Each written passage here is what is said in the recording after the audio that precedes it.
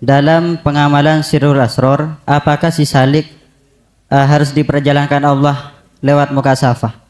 Soalnya saya sendiri, pengalaman kholwat saya sendiri, tidak pernah diperlihatkan apa-apa, cuma yang dirasakan saya hanya tenang, tentram.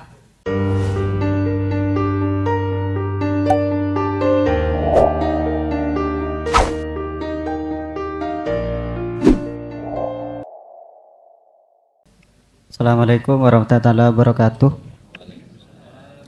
Sebelumnya perkenalkan, nama saya Khairul Amin, alamatnya dari Sukowono, Jember. Yang mau saya tanyakan, yang pertama, saya mau mentasih pemahaman saya terkait Qul huwallahu ahad, bahwasanya Allah itu ahad, ahad tunggal, pana tunggal, tiada lain, hanya Allah. Situ saya mengambil pemahaman dari surah Al-Hadid, wal awwal wal akhir wal zahir wal batin.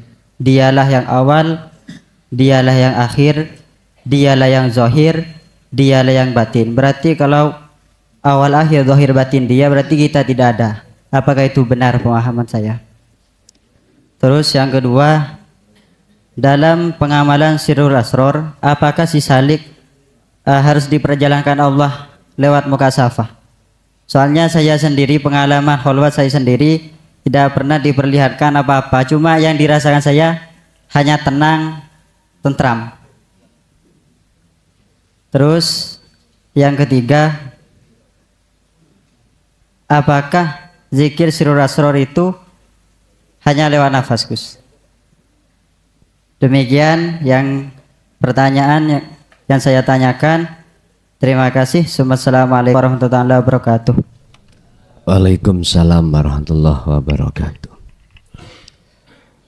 Pemahaman atau kita masuk dalam makhalus syahid, inti maksud Qul huwallahu ahad ini ada kaitannya dengan pendirian Al-Ikhlas. Makanya disebut surat Al-Ikhlas. Padahal tulisannya Al-Ikhlas tidak ada. Gitu.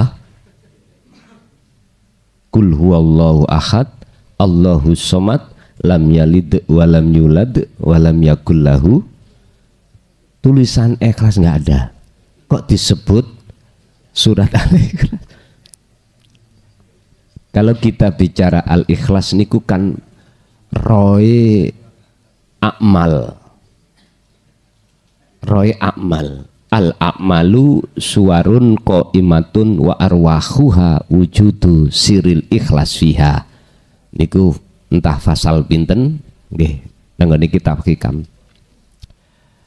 Amal iku nek diweni roh amal iku ikhlas, mongko ikulah yang disebut qalbin zahidin.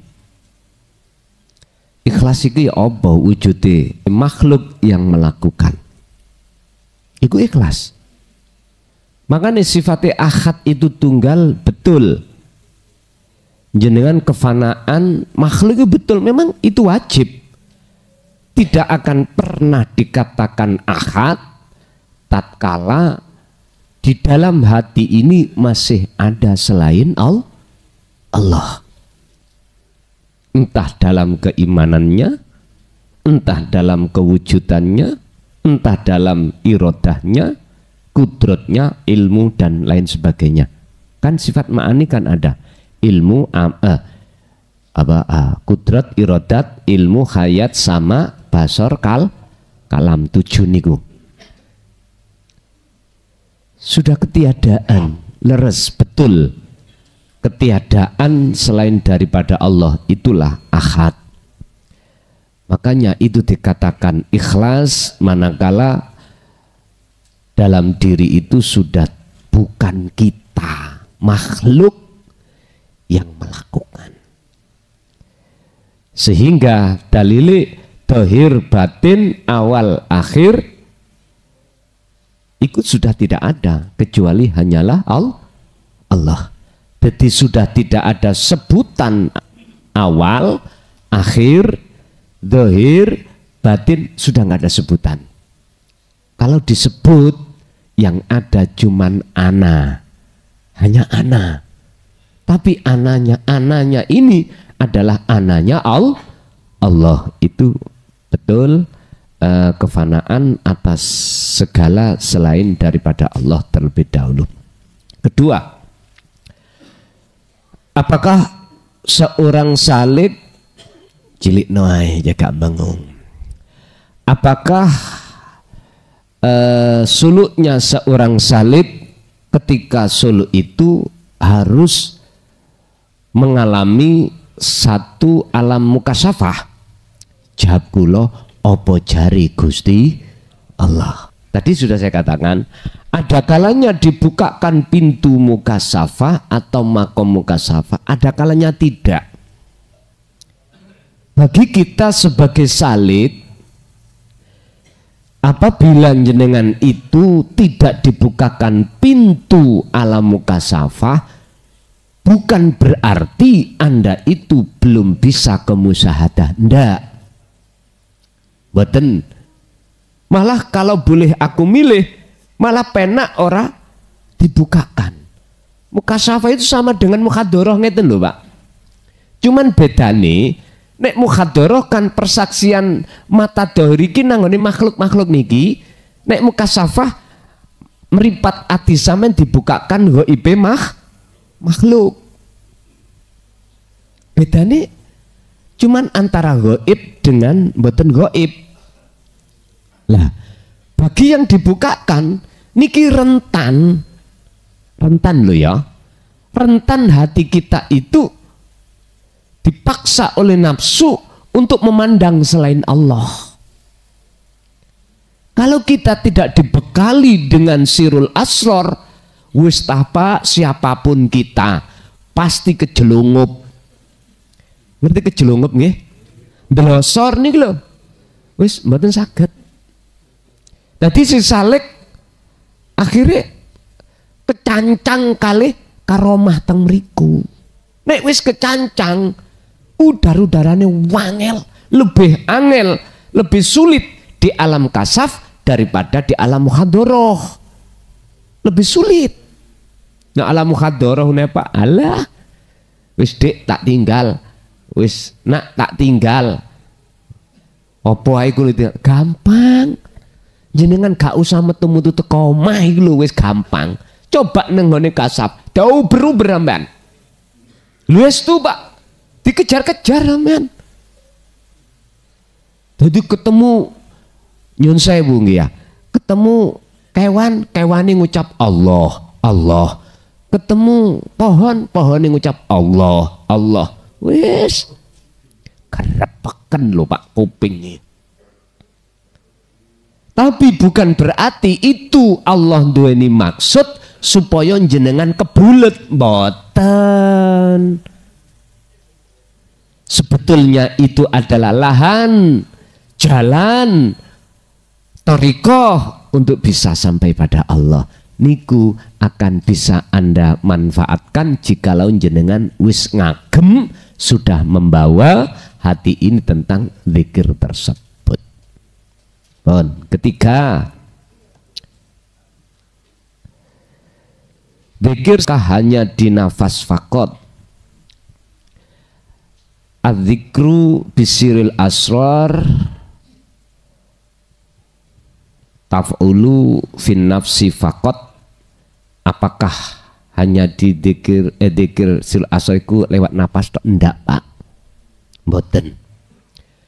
Zikir sirul asrar niku bisa terjadi ketika sampean kali kula dalam satu masalah. Satu masalah. Entah masalah itu yang sifatnya itu usri ataupun yusro. Entah masalah itu senang atau susah. Zikir sirul asrar bisa terjadi seperti itu. Duduknya ada di atau nah ini sampean nggawa tasbih digital niki lho. Tak tak tak tak. Tangan sampean ngitung-ngitung ngeten iki. Terus jatuhe ati sampean iku dateng af'ale Allah saged. Dan atau jatuhnya dzikir sirul asr itu bisa terjadi ati sampean iku ngucap ismudat wadhkur isma rabbika bukrata wa asila. Kanjeng Nabi ngoten, ati ku ngucap Allah Allah Allah, tapi sak jerone ati pangrasa roh iki ketemu Allah, baik di dalam masalah ibadah murni atau tidak murni. Beliau seperti itu. Luson, kamu kok iso ngarani Kanjeng Nabi kok ngunu? Iya tah, ana dalile. Lah iku Al Insan 25, lah iku Al Ahzab 41 42. Apa enggak cukup iki sebagai hujah bahwasanya Rasulullah juga berzikir? Jikalau Anda masih tetap tidak percaya, ya gak apa-apa. Urusane iman iku akidah piyambak dewe-dewe. Nah, niki kula nanggapi ada seseorang yang memframing daripada ini kalau pengajian saya yang terkait alam barzah. Pahamono se alam barzah itu yang bagaimana? Apa sih makna barzah itu? Barzah itu dinding. Dinding itu tutup untuk menutupi arwah iki cek gak esok metu. Jadi alam barzah niku alam di mana ruh iku terdinding. Lah nyapa kita menunggu mati? Hidup ini loh Pak, kita masih ada di dunia. Barzah ini sudah berlaku terhadap ruh fakot. Ruh saja. Terdinding dengan apa? Syahwat. Ngoten lho.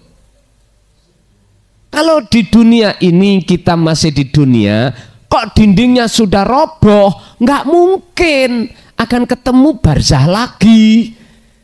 Ketika setelah kita meninggal dunia.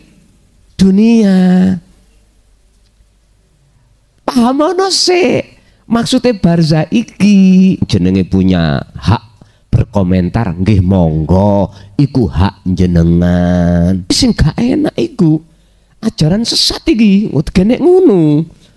Yes babalah. Yes tak jarno ae. Yes babano kula maklumi krana belum paham memahami tentang alam barzah itu bagaimana. Makanya kalau jawab ono apa gak? Ya mbok gak ro aku gak tau matek ngene. Ya takok sing matek.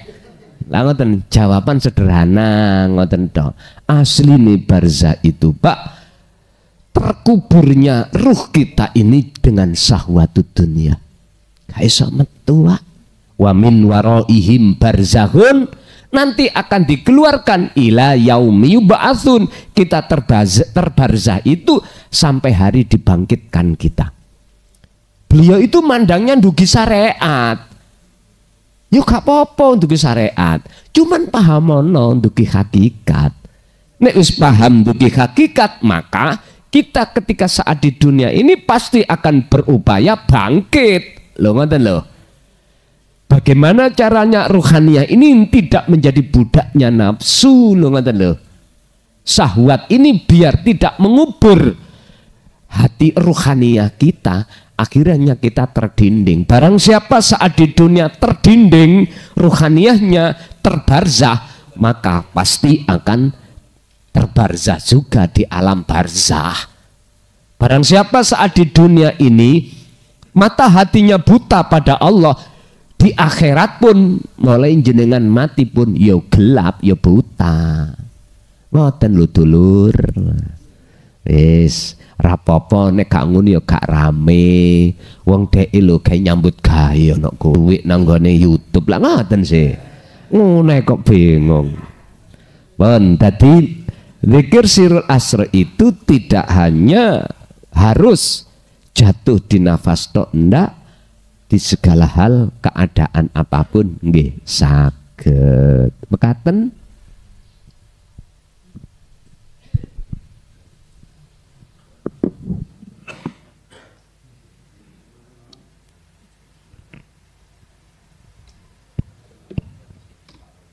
Untuk yang kedua, Bapak yang bertanya, nggih, monggo.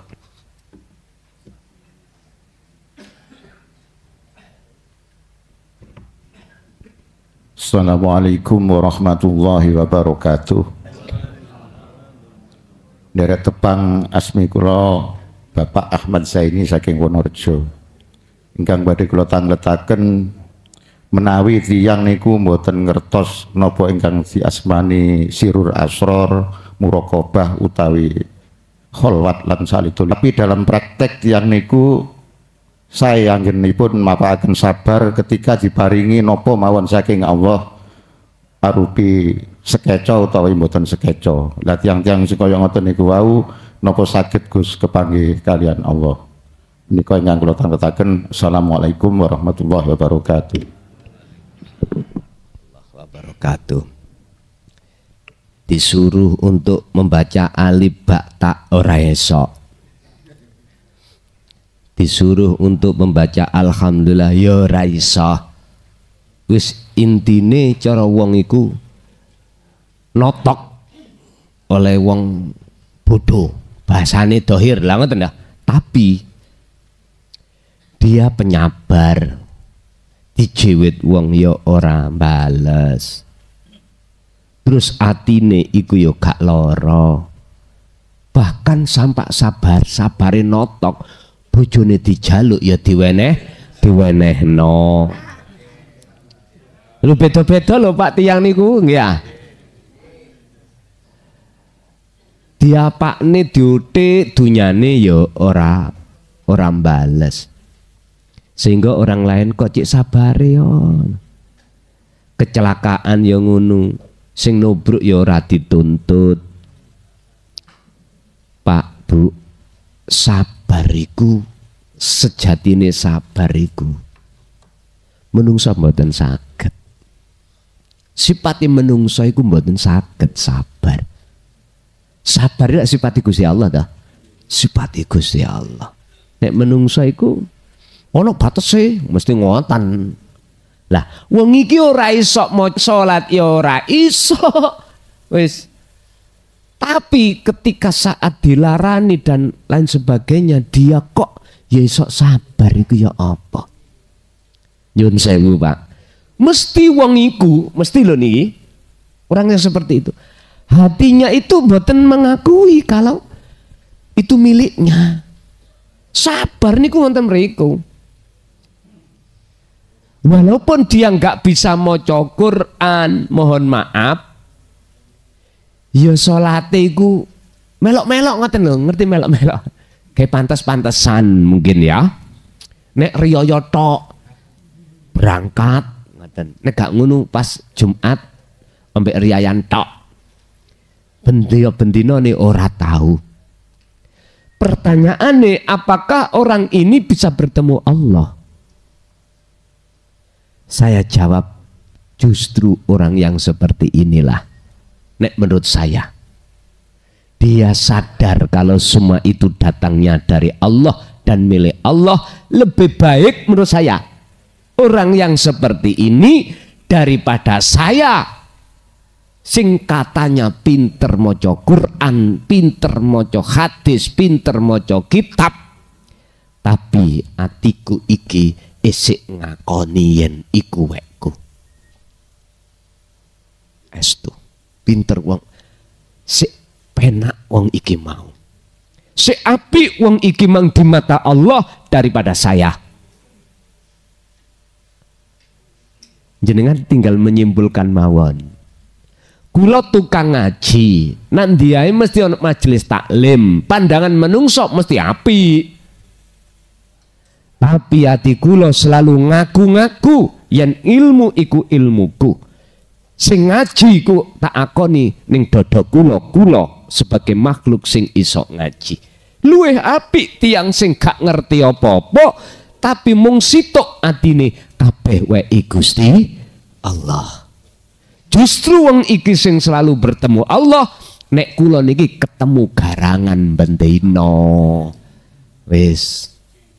Bab ngomong akhirat mestine sesuk. Sing dapat syafaat teko Allah ya wong kuwi. Rahmat surga bahasa syariat, justru aku adab neraka. Wis sampean ngen dhewe.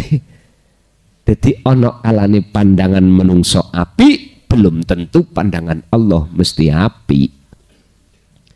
Ana kalane pandangan menungso iku mboten sae, tidak apik, elek, iso uga iku pandangane Allah iku sing apik. Nah, kita nggak tahu, Pak. Berarti barometernya pun dikuncini ruhaniyah hati ki mau. Akhirnya disebut sabar. Innallaha ma'aso sabirin. Mekaten. Wis saiki dilih sok tahun ngarep kula dadi pendengar, jenengan sing dadi sing ngaji. Loh, nek angsal diijolno, kula pilih ijol, Pak. Rapopo kula tak nama Jakarta mriki niku dalam rangka nderek ngaos ngoten. Tinggal pertanyaane ya dapuk niku wau ya gak mungkin Gusti Allah ndapukno nggone dhewe-dhewe mekaten nggih. Lanjut. Matur nuwun nggih. Barusan sabar nggih. Cik tas niku kathah di antara jamaah yang mempunyai atau mendapatkan angin segar wangi bab sabar. Nggih. Saat ini giliran ibu-ibu rumiyin nggih. Sabar Pak nggih, kersane suasana berganti. Sekedap wonten niki Pak. Ibu-ibu riyin sabar. Nggih.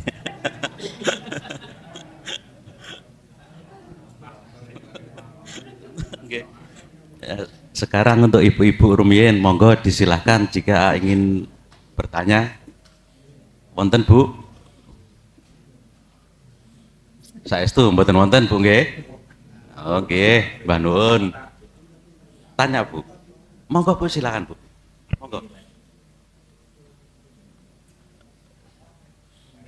Oh, nggih, monggo, monggo.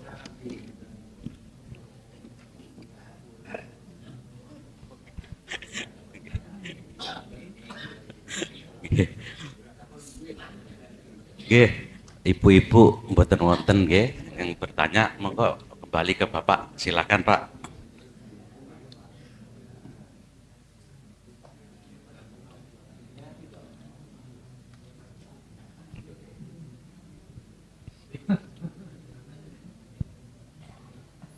Assalamualaikum warahmatullahi wabarakatuh. Saya pakai bahasa Indonesia, Gus, dari Jambi Arum, Jember. Nama Muhammad Zuhri. Yang pertama ingin saya tanyakan adalah ketentuan Allah sudah ditulis, baik yang senang maupun yang baik maupun yang tidak, itu sudah ketentuan Allah. Apakah ketentuan Allah yang sudah ditulis itu bisa dirubah, Gus, dengan kekuatan doa? Ud'uni astajib lakum. Ini yang pertama, Gus. Yang kedua, saya pernah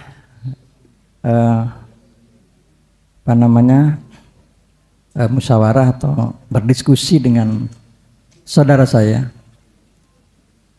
mengatakan begini, Gus, kawanku dikirku toko endi dasare, sil asrol, kemudian apalagi la ilaha illa ana, itu dasarnya apa? Karena di Al-Quran itu hanya ada afdol zikri fa'lam annahu qaulu la ilaha illallah, hanya itu. Rasulullah menitipkan dua wasiat itu hanya Al-Quran dan hadis, lainnya tidak ada. Jadi kalau ada yang mengatakan itu di luar Al-Quran maupun hadis, saya tidak percaya itu. Itu, Gus, apalagi zikir yang lainnya, dia hanya bersandar kepada la ilaha illallah. Itu, Gus, saja yang ingin saya tanyakan. Terima kasih. Wassalamualaikum warahmatullahi wabarakatuh. Waalaikumsalam warahmatullahi wabarakatuh. Qada'ullahi kutiba. Apakah ketetapan Allah yang sudah ditulis, apakah bisa dirubah bidu'ai dengan doa kita. Bapak Ibu, qadha niku sesuatu yang belum terjadi. Kalau jawaban langsung, selain Allah nggak ada yang bisa merubah, termasuk doa. Sebab apa? Antarane peparing yang sudah ditulis dengan doa iku lebih dahulu datangnya peparing. Kita menyebut peparing kan karena sesuatu yang baru datang lah, padahal mboten, sesuatu yang sudah ditulis, dan tulisan itu bahkan sebelum adanya panjenengan kalih kula yang disebut zaman azali. Contoh, dina iki klason tak delen Jember. Dina napa niki? Jumat nggih. Jumat tanggal 10 Oktober. Sadurunge sebelum saya berangkat tadi, mesti dalam hati saya ada satu keinginan untuk ke Jember. Mesti itu, Pak. Berarti lebih dahulu keinginan daripada saya sudah diterjadikan di Jember. Berarti lebih datangnya hakikat daripada makrifat. Lebih dulu datangnya hakikat daripada makrifat, karena makrifat itu nyatanya hakikat. Lebih dahulu Allah daripada makhluk. Lah nyatanya Allah dohir adalah sampeyan terusno dhewe. Niki nek pun dumugi ketiadaan selain Allah lho Pak ya. Makanya munculnya dadine ana. Tidak bisa Pak, selain Allah tidak bisa merubah yang namanya ketetapan. Tapi nek diurut, nah diurut koyok-koyok, doa itu seperti doa itu bisa merubah satu ketetapan Allah. Koyok-koyok. Contoh,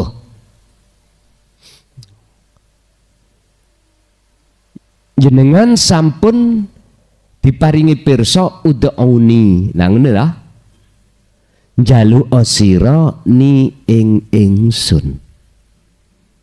Kebanyakan manusia itu mboten ngereken ni mutakalim wahdani mboten direken. Akhirnya muncul dalam diri kita yang melakukan ritual doa ini, permohonan, adalah kita sebagai makhluk. Akhirnya diterjemahkan ud'uni itu sebagai arti memohon, tidak menghadap tapi memohon.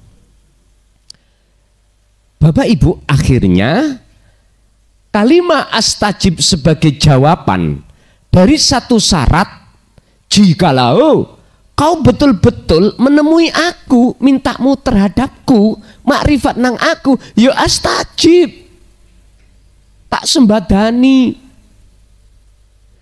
Walaupun yang berdoa ini siapapun, wajib hukumnya ketemu Allah dulu. Minta sesuatu itu miturut etika, sebagai peminta wajib ketemu yang memiliki. Mboten angsal langsung mundut barange sing dudu weke. Sebelumnya tidak bilang dulu pada sang pemilik. Artinya apa? Berdoalah Anda dalam keadaan hati khudur ing ngersane Allah. Jangan menangis. Nek jenengan menangis lah, balik sifat menungsani maneh. Ilang ono sifat menungsani. Maka masuklah dalam ruangan ketuhanan, sehingga mencapai maksud syarat Bila mana kau mintanya betul-betul terhadapku Allah, yo astajib, mesti tak sembadani. Tapi ketika jenengan iki betul-betul sampun ke ruangan rububiyah, bukan berarti doa jenengan kali kula niku sing ngerubah. Kan jenengan kali kula kan wis gak ono, kan wis gak wujud, kan sudah fana. Apalagi namanya doa, kan wis fana. Berarti apa? Astajib iku jaise Allah. Gusti Allah ngerubah, ya karepe dhewe. In arada syai'an ayyakula lahu kun. Loh, bagi Allah mboten pusing niku. Blas mboten pusing, aja maneh masalah iku. Nabi Isa syariate akal gak kadek bapak iki lho ya dadi. Gitu ya. Apa maneh perkara ngeten iki? Saya ulang, sekalipun jenengan sesuai sudah etika sesuai Quran, makrifat dulu, itu bukan berarti kita yang doa kita yang bisa merubah. Kita kan nggak ada Pak kalau sudah di situ. Namanya akad kan tunggal, kan hanya wahdah, hanya Allah sendiri. Apalagi doa kita nggak ada. Mosok Gusti Allah ndonga, yo gak cocok toh, mboten cocok. Wek dhewe. Terus ngomong Gusti Allah, "Hei Gusti Allah, aku njaluk wekmu ya." Lho lah. Terus ya lak lucu niki.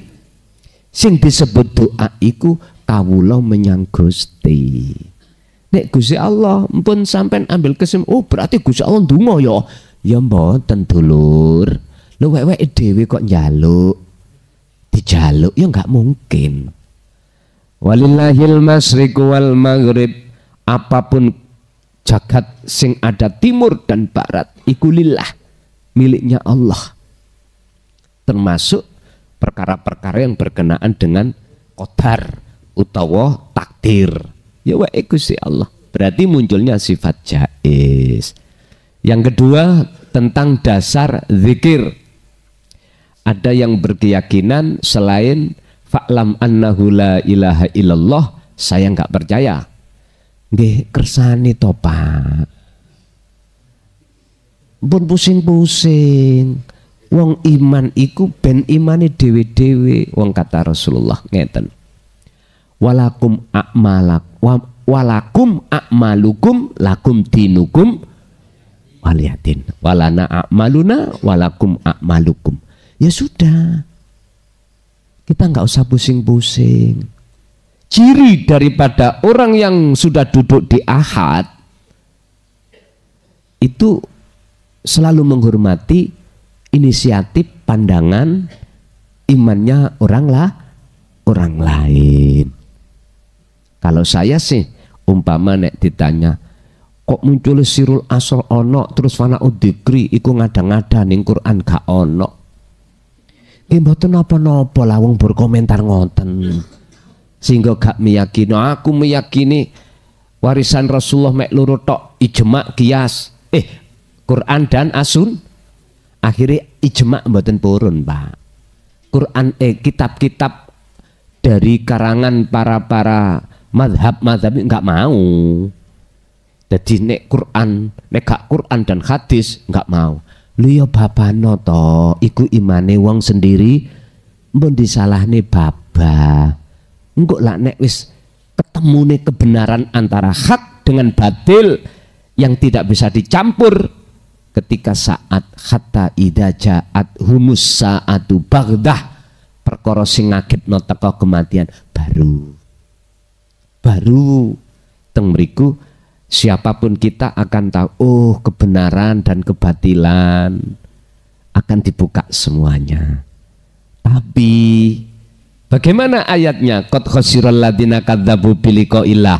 Orang-orang yang berdusta tentang pertemuan dengan Allah di dunia ini, tak percaya. Apa? Iku surat napa kula subih. Tadi kula sampun tulis tapi subih. Mereka akan sadar ketika ajal detik-detik menjemput. Ya sudah. Tapi tetap ya Kita hormati iman sing seperti itu. Tapi saya mengapa munculnya sirul asl fana'u dzikri? Ning Quran ada tauhid la ilaha illa huwa, la ilaha illa anta, la ilaha illa ana. Quran bicara gitu. Tapi jenengan kok umpomo belajar Quran sekaligus makna hakikate tauhid, aku yakin akan bisa menerima. Tapi berhubung kita hanya belajar hanya tentang maknahu secara lahiriah saja, ya seperti itu. Ya tetap tak hormati, loh ngoten loh. Tapi apapun alasannya, siapapun panjenengan, kalau sudah tenggelam di dalam bahru tauhid, maka jenengan akan memahami dengan sebenarnya. Oh, berarti muncul sirul asal itu dari tauhid ini, muncul fana'u dzikri dari tauhid ini. Baru jenengan sadar. Kalau jenengan sudah di wilayah situ, gak gampang nyalahno pendapat orang lain. Lah, nyun sewu. Kita nggak usah bicara orang lain, bicara diri kita. Selama jenengan kali kulo fanatik di dalam satu ajaran bendera kita, pasti menyalahkan bendera orang lain yang nggak sama dengan kita. Sampai kapanpun, hatta zurtumul maqabir, sampai mati. Estu Pak. Wis gak usah contoh-contoh adoh-adoh. Kita orang NU mesti nganggep salah sakliyane sama juga orang sakliyane NU. Wong NU iku salah. Lu podo saking ngeklaim bener dewe-dewe. Udah kita luaskan agama. Agama Islam mesti nyalahno lainnya. Lainnya juga begitu, imannya membenarkan miturut agamanya masing. Terus sampai kapan koyok ini iki? Jarno terus lah gegeran, itu pasti. Adu-aduan hujah dan lain sebagainya, ujung-ujungnya hati panas Pak. Ujung-ujungnya akan jadi hasut. Ujung-ujungnya dalam hati akan ditanamkan iblis namanya riya, takabur, macam-macam udah. Nyun sewu, ngeten iki ya wis kita alami. Gak menjadikan hati ini tentram. Kalau betul-betul ajaran yang kita emban itu hak indallah, inna dina indallahil Islam, mesti damai hati. Saiki saya tanya kepada seluruh golongan kita sebagai manusia, sudahkah dengan adanya kita memakai hujah hanya percaya yang namanya Al-Quran dan As-Sunnah iku mang, hati sampean sudah mendapatkan ketentraman? Jikalau tatkala ada yang mengatakan bahwasanya ajaran kita itu kurang benar, coba gimana? Terlepas dari itu, sudahkah kita menempatkan alam rububiyah ketika saat garwa kita itu diambil orang dengan cara yang kurang enak? Hati kita tenang enggak? Atau anak kita, atau konadiril dunya brono kita diambil oleh Allah dengan cara Allah yang kurang enak, bagaimana hati kita? Kalau ajaran kita itu dinul qayyimah, ajaran yang lurus, aku yakin hati jenengan tidak akan mudah goyah. Makanya pertanyaan saya, sudahkah hati di situ? Kalau sudah, alhamdulillah. Tapi menurut saya tidak ada hati seorang pun yang tidak goyah tatkala hati kita tidak ada di rububiyah atau tidak di atas loteng. Nyun sewu, ketika saat kita dihadapkan perkara nggak enak, tenang nggak bisa. Miturut saya, dene jenengan tetap iso enggak, tetap tenang, ya nggak apa-apa, monggo. Orang kalau tidak di rububiyah nggak mungkin Pak, sebab sifatnya menungso kurang, lali, apes. Lagi nggak akan pernah hilang Pak. Jikalau jenengan sifat basariah sampean tidak sampean hilangkan, sifat menungsone sampean kali kula, manakala masih melekat di dalam diri, nggak bisa. Apapun alasan kita memegang mazhab apapun, isih tetap. Makanya dalam bahasa yang sering dikatakan oleh para dai, ada 73 golongan umat Kanjeng Nabi Muhammad, yang 72 finnar, yang satu adalah filjan. Siapa itu? Ahlu sunnah wal jamaah. Semuanya ngeklaim aku ahlu sunnah, aku ahlu sunnah. Buktinya aku cuman pakai as-sunnah dan Al-Quran. Selainnya nggak ada, karena zaman Rasulullah nggak ada ijma qiyas lah, ngeten nggih. Sehingga zaman Rasul gak ada kunut, aku yuk gak kunut. Gak ada tahlil, aku yuk gak tahlil. Tapi jenengan budal nang pasar kok nggak sepeda? Kanjeng Nabi biyen gawe unta dulur. Lah apa sampean nggo sepeda? Yang golek unta. Nang Mekah, yang numpak unta, aja numpak pesawat. Kudune ngono. Zaman Kanjeng Nabi ora atik sendokan, ya jenengan gak usah nyimpen sendok. Kanjeng Nabi zamane dakwah gak atik mik, ya jenengan gak usah tuku mik. Masjid langgare gak usah mik. Jadi nggak zaman biyen niku kalau black niku lho nggih. Terus menek penara, Allahu Akbar. Sampeyan ceramah ya ngono wis gak ada mik sing teko sak lapangan. Nyun sewu, inilah akibat kita tolak ilmu tauhid. Akhirnya dangkal. Gampang nyalahno orang lain. Nek menurut saya wis rapopo Pak. Sedaya niku wonten kelas dan prosesnya masing-masing. Jikalau saya ditanya mana hujahnya tentang sirul asror, fana'ud dzikri, selain daripada la ilaha illallah, nggih nyuwun sewu tolong dibuka dalam surat Al-Anbiya niku wonten macam kalih dzikir la ilaha illa anta dengan la ilaha illa ana. Munculnya ini gak mungkin dulu itu Rasulullah gak jelasno maksudnya, dijelasno Pak. Kalau gak dijelasno berarti tulisannya Nabi Muhammad dewi lah niki. Ayo, wahyu iki gen-genane makhluk nek ngono. Jadi adanya muncul surat Al-Anbiya 87 atau 25 menunjukkan dan membuktikan bahwasannya zikir la ilaha illa anta dan la ilaha illa ana Rasulullah sampaikan maksudnya. Gak mungkin Rasulullah korupsi, gak mungkin. Sing enak cek gak tukaran iku ngene Pak. Ayo mlebu zamane Kanjeng Nabi ae, takon dewi-dewi. Sampeyan takon, aku yo tak takon. Lah ngoten nggih. Ayo mundur. Zaman kita mundur zamane Kanjeng Nabi, baru cek gak gegeran. Cari nih zamane Kanjeng Nabi gak ngebabno masalah tauhid, ya saya takok. Ayo mundur zamane mbiyen nek saged tapi. Lha ngoten ae nek menurut kula dengan adanya bukti Quran iki menunjukkan risalah yang dibawa Rasulullah tidak pernah Rasulullah korupsi. Hanya itu menurut kami. Lanjut.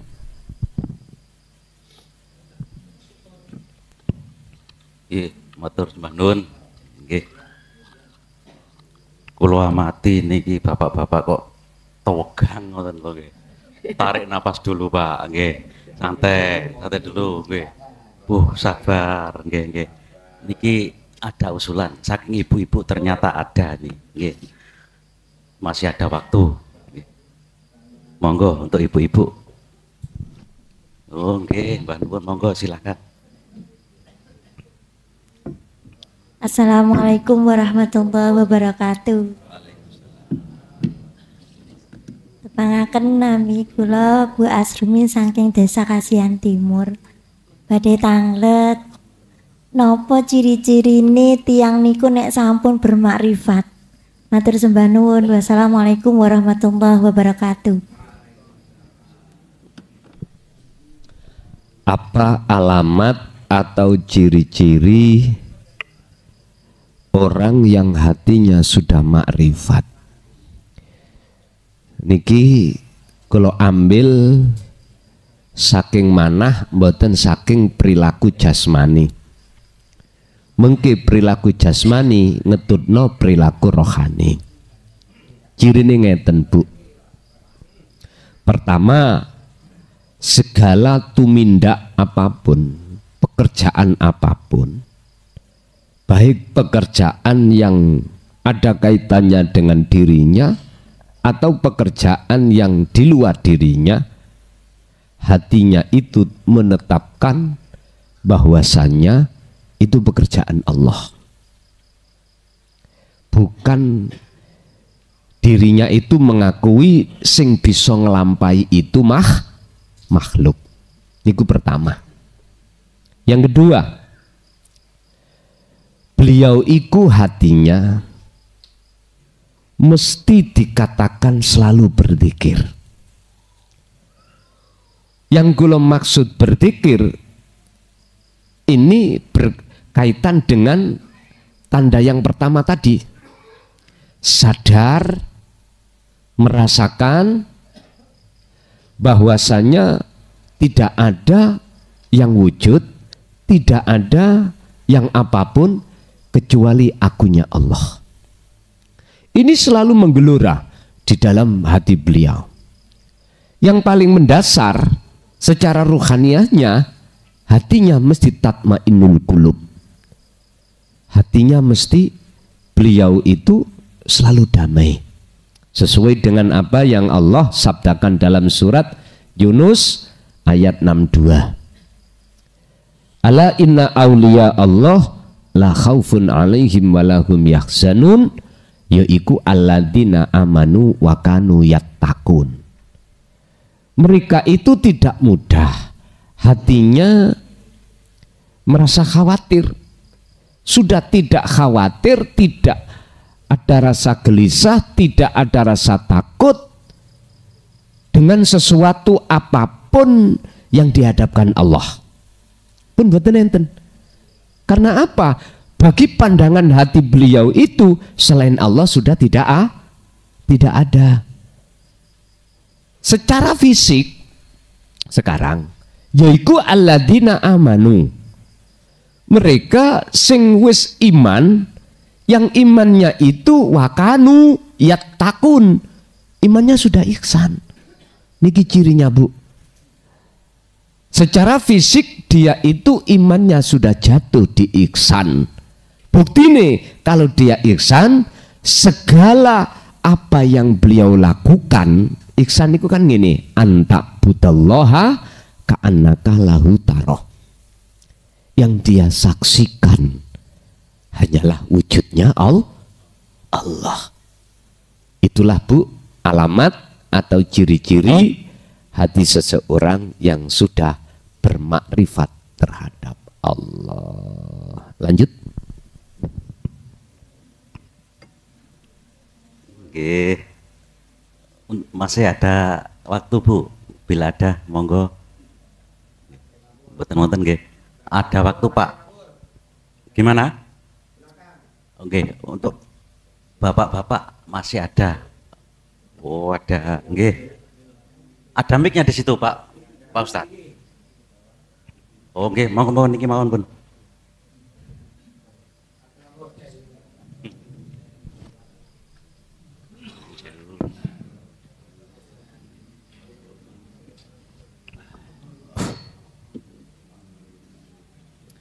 Assalamualaikum warahmatullahi wabarakatuh. Tidak usah kenalan, sudah tahu semua kepada saya. Ya, sebelumnya saya bertanya, jikalau ada pertanyaan saya ini tidak patut ditanyakan, saya minta mohon maaf yang sebesar-besarnya. terutama kepada guru kita Kiai Haji Muhlason. Tadi malam saya membaca Al-Quran. Waktu hataman kok ada ayat Al-Quran di dalam surat Az-Zumar ayat 30. Di situ mengatakan innaka mayyitun fa innahum mayyitun. Nah, itu kalau kita menelaah dari ilmu hakikat ma'rifat itu apa, Gus? Berkaitan dengan apa yang tadi disampaikan. Kalau syariat sudah tahu sudah semuanya, gak usah dibilangin. Yang kedua, tadi dikatakan Allah. Ada dari segi malaikat itu bisa bertemu dengan Allah, dari segi setan pun bisa bertemu dengan Allah. Dengan satu jalan, wa man kana yarju liqa illah falyamal amalan solehan. Ini adalah dari segi malaikat. Ini satu. Yang kedua, fa man kana yarju liqa illah falyamal amalan solehan fal yusrik bi ibadati rabbih ahada. Ini dari segi setan ini. Tapi bisa mencapai kepada Allah Subhanahu wa taala. Yang saya bertanyakan, semua makhluk itu terbuat dari Nurullah atau Nur Muhammad. Apakah setan itu termasuk dari Nur Muhammad juga, Gus? Nomor satu. Apakah neraka itu termasuk dari Nur Muhammad juga, Gus? Kalau kita dari setan pun kita bisa menembus kepada Allah atau dekat kepada Allah. Dari malaikat pun dekat kepada Allah. Itu saja yang saya tanyakan. Maaf saya kalau teman-teman sudah tahu, maklumlah. Saya kan masih belajar. Patut saya itu bertanya, Mbuh itu saya apa jelek pun tidak apa-apa, dicemoyo dengan teman-teman tidak apa-apa, no way, tidak apa-apa. Itu kan off to you. Nah, itu kan terasa saudara. Semua murid sini punya hak dan kewajiban untuk bertanya. Saya bertanya ini saya nggak tahu. Kalau tahu buat apa tanya? Begitu, Gus. Yeah. Terima kasih, Gus. Wassalamualaikum warahmatullahi wabarakatuh. Waalaikumsalam warahmatullahi wabarakatuh. Surat Az-Zumar ayat 3 ayat 30. Innaka mayyitun wa innahum mayyituna.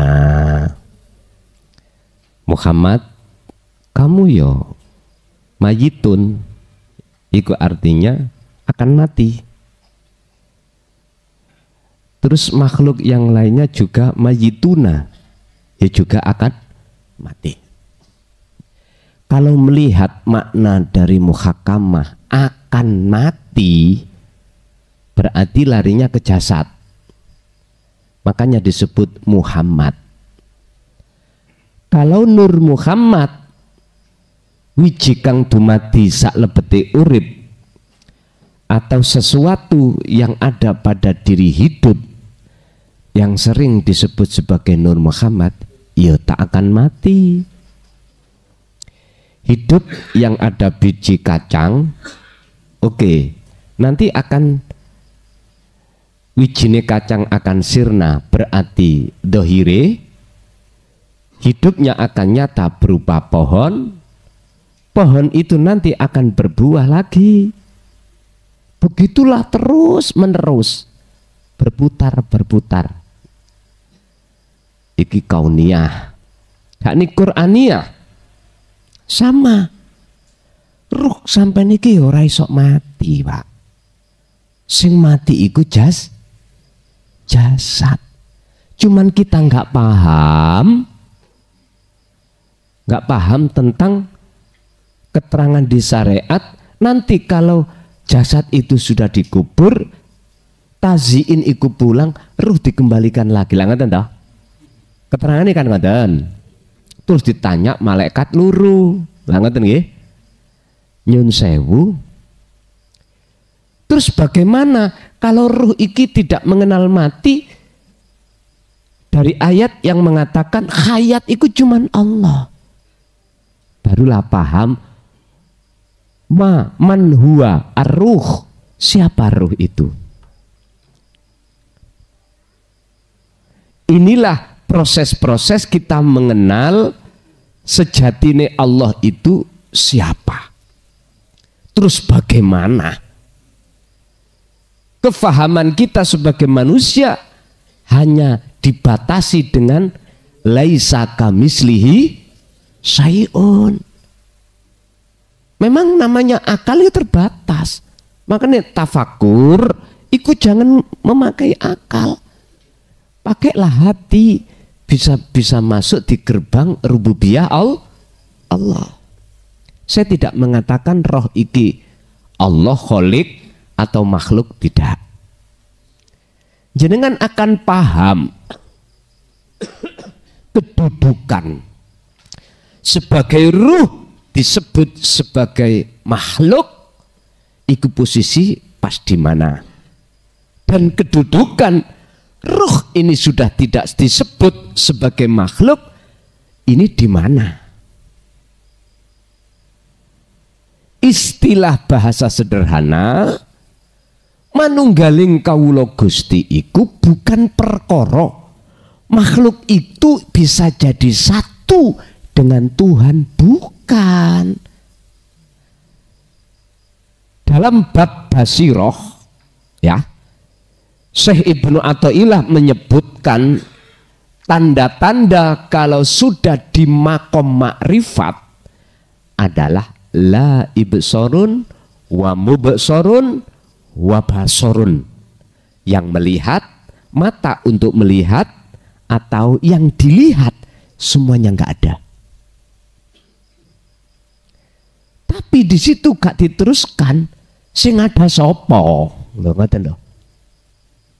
Jenenge sopo tidak diteruskan. Cuman yang membahas la maujudan illallah, hanya itu.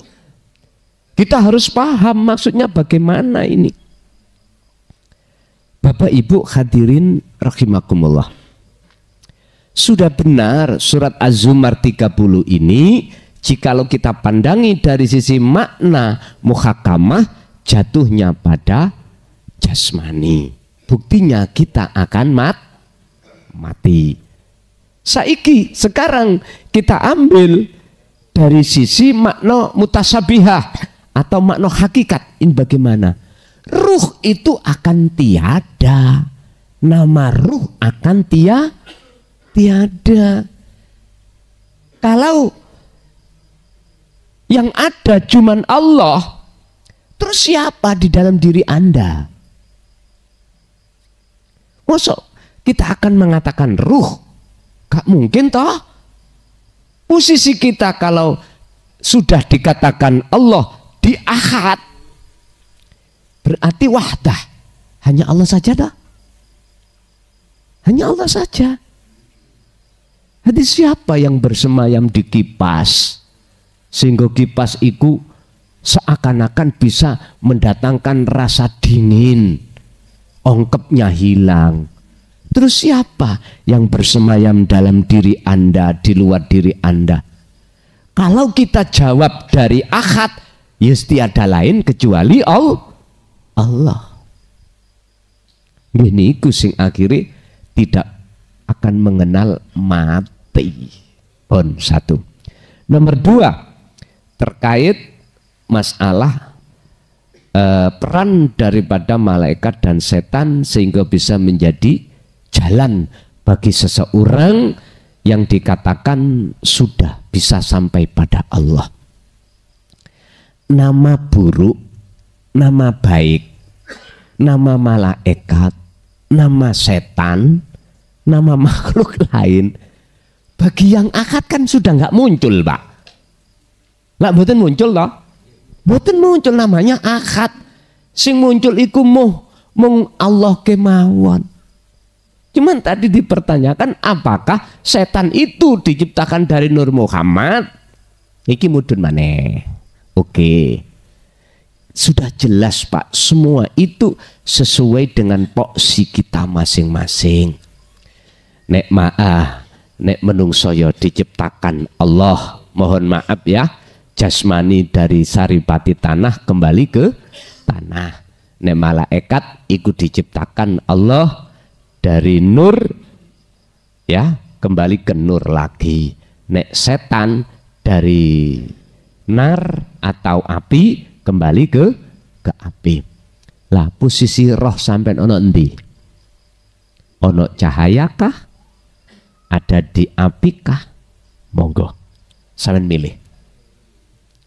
Sak kersa jenengan. Dikatakan nur atau cahaya putih dari malaikat, dikatakan nur cahaya merah dari api, nyun sewu, kalau kita langsung masuk di dalam ya, di dalam keahatan Allah, nggak ada bedanya. Iki bagi orang yang sudah di makrifat loh nggih. Kecuali kalau kita proses ya menungso iki royo sangka Allah kembali ke Allah. Artinya kita harus wa inna ilaihi raji'un, inna lillahi wa inna ilaihi raji'un. Tergantung jenengan iki nderekake sing mana, cahaya yang putih apakah cahaya yang merah. Bisanya kita itu sampai kepada Allah itu lewat jalan mana, wasilah mana. Tapi ingat, kalau sudah di titik nol berarti makrifat, cahaya putih dan cahaya merah itu wis gak berguna datang jenengan. Ibarat orang yang sudah di loteng, bentuk tangga ondo dari besi, dari kayu, dari cor, iku wis gak dibahas. Ora dibahas. Tapi berhubung kita menyesuaikan dari satu pertanyaan, apakah setan itu dari Nur Muhammad? Lah ngoten nggih. Apakah setan itu dari Nur Muhammad? Jawaban kula tinggal sangka pundi kula menjawab. Nek ndugi proses berarti di luar ahad loh ya. Ya dewe-dewe lah. Sehingga ada yang dikatakan minan nar atau minan nur atau apa nek menungso niku saripati tanah niku saking tin minat tin ya telung macam niki pun. Malaikat minan nur, iblis minal nar, terus menungso minat tin. Ya udah. Iki bahasa yang tidak bisa kita tolak karena proses kita belum perjalanan. Tapi kalau kita renungkan terus perjalanan ini, disitulah kita akan mendapatkan satu pemahaman. Menungso kabeh iku bah setan, bah malaikat, bah makhluk menduduki la haula wala quwata. Diteruskan Pak. Akhirnya ketemu ila billah. Nek wis ila billah ya sudah, setan yo sing gawe yo Gusti Allah, yo malaikat yo ngono, menungso yo ngono. Sekarang bagaimana meletakkan illa liya'budun wa ma umiru illa liya'budullaha mukhlisina lahuddin hunafa'a wa yuqimus shalah wa yutuz zakat. Bisa nih ketemu Gusti Allah, wa dzalika dinul qayyimah. Ya kudu gawe jalur agama sing lurus, agama sing gak nyalahno agama liya, agama sing didik ati sampean mengahadkan, mengesakan Gusti Allah. Pun titik. Ini yang kumaksud dinul qayyimah itu ada di situ. Urusan lahire agama Islam monggo, Nasrani monggo, Hindu Buddha monggo. Tinggal pertanyaannya di dalam agama yang kita nut ini ikuti, mendidik tauhid apa ora? Kebanyakan. Saya tidak bicara tentang agama selain Islam loh, nggih. Agama Islam aja. Ternyata tauhid ini jarang diajarkan.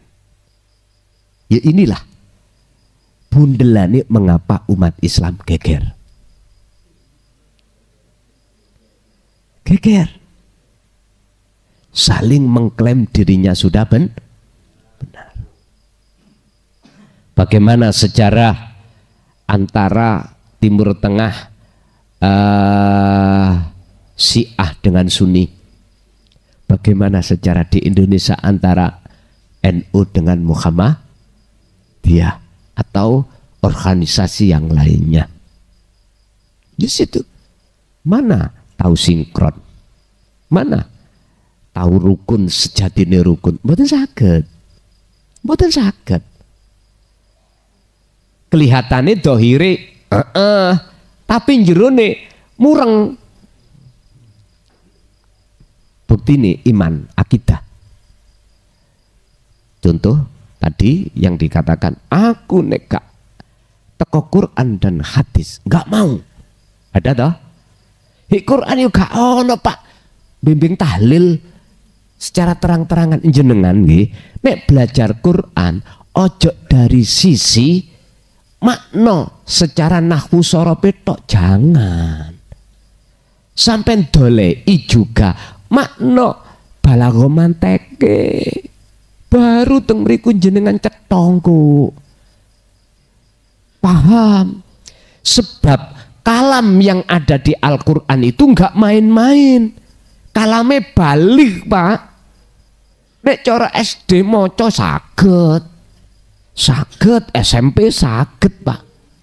Terus maqasidul a'dhamnya lho maksudnya. Contoh ya, contoh. Bismillahirrahmanirrahim. Contoh. Ayo kita contoh, kita tulis bismillah. Bagaimana yang sudah diajarkan di tengah-tengah umat Islam, khususnya di pondok-pondok pesantren. Bagaimana? Ayo. Situ ayo. Surat pertama, Fatihah ayat pertama. Coba.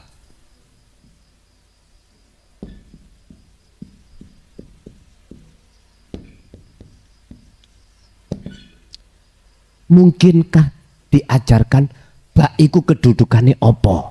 Lah mboten mungkin toh. Sin itu opo? Mim itu opo maksude? Mboten nanti digagas. Sehingga membacanya dengan menyebut nama iki lho Pak, sik berupa isim. Nama.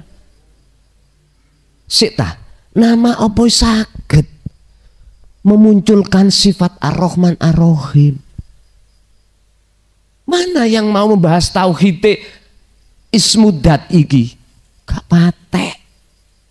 Jikalau ada kiai sing membahas langsung ada sesatun ngono. Lah niku zaman dulu. Belum kita masuk ke ranah Ar-Rahman.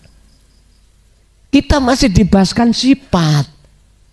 Mausufnya nggak dijelaskan. Loh niki lho Pak. Makanya mengapa dalam satu ayat Allah katakan Rasulullah itu menyuruh seluruh tokoh-tokoh kafir Quraisy untuk membikin satu kalimat aja yang bisa menyerupai Al-Quran. Nggak ada yang bisa. Dikumpulkan ahli pikir, ahli tafsir, mboten saged menciptakan satu kalam sing kalam itu bisa menyerupai mutunya satu aja ayat, nggak ada yang bisa. Makanya kita belajar Al-Quran jenengan kali kula gak cukup sampai iki ngaji makhrajul huruf itu, gak cukup nahwu sorof itu, gak cukup kita itu Pak. Wajib kita akan tahu dari sisi balaghah manteknya itu bagaimana. Nek ngapalno sih gampang Pak, moco gampang. Nah itu tadi maksudnya piye? Seperti ini tadi. Innaka mayitun wa innahum mayituna. Iku kok bisa seperti itu? Lho niki mawon, kalau kita itu tidak melihat dari sisi nahwu sorofnya, nggih kesusahan. Dari satu kalimah per kalimah pindahnya itu dari mufrad kok nang jamak. Padha mbek ngene, wonten ayat sing membikin pusing, Pak. Bagi wong ahli nahwu. Nahwunya sampak terhadap juman itu berhubung gak pelajar balaghah manteknya bingung. Ono ayat sing mengatakan wa min ayatihi an khalaqalakum min anfusikum azwajan litaskunu ilaiha. Apa kok nggak domirha padahal isime jamak. Ora ono sing iso jawab. Mestine nek isime jamak domire yo melok jamak. Gak boleh domire muannas apalagi mufrad. Minimal lah tasniyah minimal. Sing bener yo melok jamak. Tapi opo kok ketemu ayat ngene iki? Lho niki lho balighe Quran itu ada di situ. Ternyata Pak, antara azwat niku lak jamak toh dengan ilaiha di tengah niku ada kalimah litaskunu. Wis. Sementara litaskunu kita ilangno dulu. Kita mandek nang azwat. Berarti menunjukkan wong lanang iki oleh wayuh. Oleh wayuh. Mandek nang mriku lho Pak ya. Oleh wayuh. Wong tujuan nikah iku litaskunu. Anteng. Apa kok ilaiha? Kok gak ilaihunna? Jamak. Saiki tak takok, sampean garwa sampean loro telu pusing apa mboten? Nek pusing yo ilaiha sitok ae lho ngoten lho karepe. Wis acetha.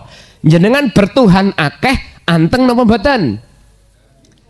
Bingung. Ben gak bingung yo ilaiha. Sitok ae lho ngoten lho. Akad maksudnya ngoten lho. Karepe iku ngoten. Tapi berhubung kita itu hanya memahami Quran hanya segi makna saja dari ngelmu-ngelmu sing jelimet wau mboten dipelajari, nggih niku akhirnya kita dangkal, Pak. Akhirnya nggak bisa menerima ijma qiyas, pandangan ulama-ulama, kita buang.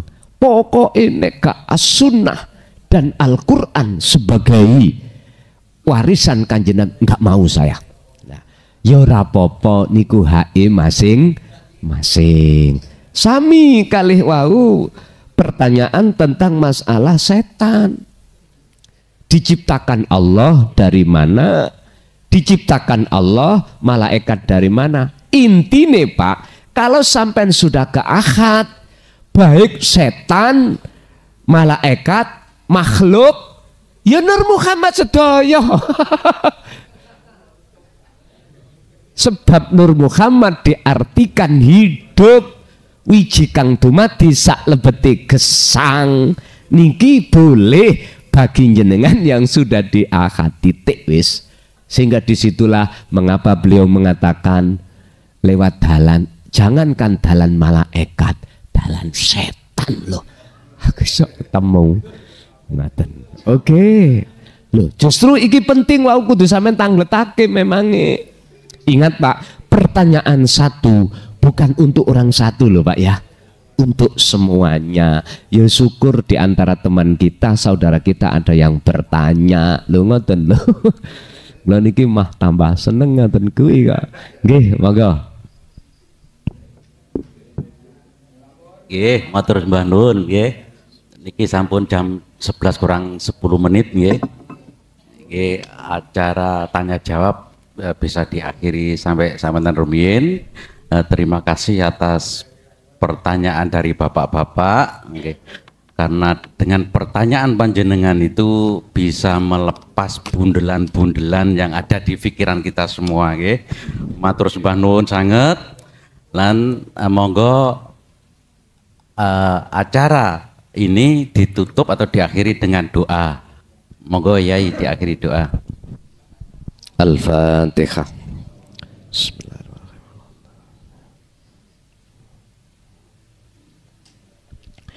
Allahumma salli wa sallim ala sayyidina Muhammad. Alhamdulillahi rabbil alamin. Allahumma sallimna wal muslimin min afatid dunya wa adzabil akhirah. Allahumma ya Fattahu ya Alim, iftah lana bi futuhil arifin wa ila auladina wa azwajina wa dzurriyyatina wa ahli baitina. Allahumma nawwir qulubana ya Allah bi nuri hidayatika wa ma'rifatika wa ilaihim. Allahumma yassir lana fi kulli umurina fid dini wad dunya wal akhirah wa ilaihim. Rabbana atina fid dunya hasanah wa fil akhirati hasanatan wa qina adzabannar. Wassallallahu ala sayyidina Muhammad. Alhamdulillahi rabbil alamin. Kurang lebihnya mohon maaf. Akhirul kalam. Assalamualaikum warahmatullahi wabarakatuh. Alhamdulillahi rabbil alamin. Video telah kita simak. Semoga apa yang disampaikan oleh beliau bisa bermanfaat. Kami selaku admin memohon maaf yang sebesar-besarnya. Akhirul kalam, wabillahi taufiq wal hidayah. Wassalamualaikum warahmatullahi wabarakatuh.